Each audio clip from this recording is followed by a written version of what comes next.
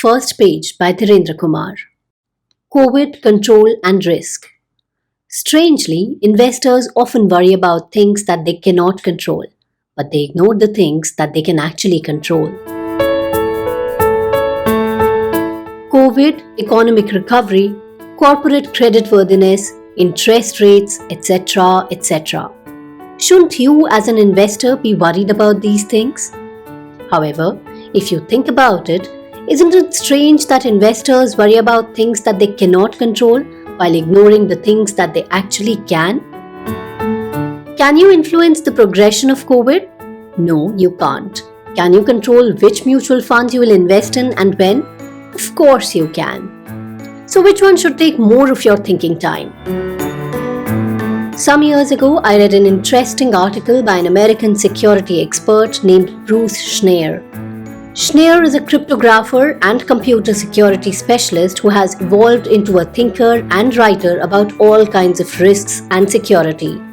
Some of his ideas about the risk and human reactions to it have great relevance to investing. The concept I read about has to do with something he calls control bias. Essentially, he says that we tend to underestimate risks in situations where we are in control and overestimate risks in situations when we are not in control. The most common example he gives is the fear of flying versus the perception of risk while driving. There's clear evidence that flying in a commercial airline is by far the safest mode of transport. In contrast, Indian roads are quite unsafe. Yet, many sensible people have a deep fear of flying but are quite unconcerned about driving. In fact, the fear of COVID interacts with risks that we choose to take in strange ways. The other day, my car was almost hit by a motorcyclist who was driving fast on the wrong side, and that too without wearing a helmet. However, he was wearing a proper mask. He had chosen to stay safe from COVID while taking far greater risks by his other actions.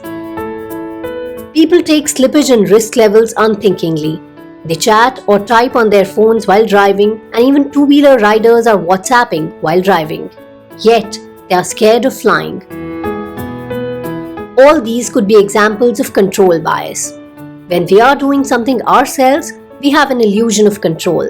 We underestimate risk because we are in possession of all the facts and we feel that we can control the situation when in reality we can't. When flying, we really don't know what's happening, so we do not have the illusion of control. I find that this illusion of control is exactly what makes people underestimate risk while investing. It is a fact that most people don't know enough to be investing without any advice. Yet, they do so because they have a large amount of information that makes them believe that they know enough to be in control of the situation. Someone sells investors a story about why the investment will do well, and the story appears to have enough information to give an adequate illusion of control. This is also the reason why many genuinely knowledgeable equity investors advise newcomers against investing in mutual funds. These people have enough information about stocks but feel inadequately informed about what is going on with their money in a mutual fund. The mutual fund investment manager is like the pilot, and you don't know what he's doing on the flight deck. Unfortunately, investing also has its equivalent of driving drunk or without good brakes and tires. Very few investors follow any systematic risk control in their portfolio. They don't diversify properly and they don't track exactly what is happening with the investments they have already bought. The fact that they are doing things themselves gives them the illusion that they know what's happening, and if the situation gets tricky, they'll manage to get out of it.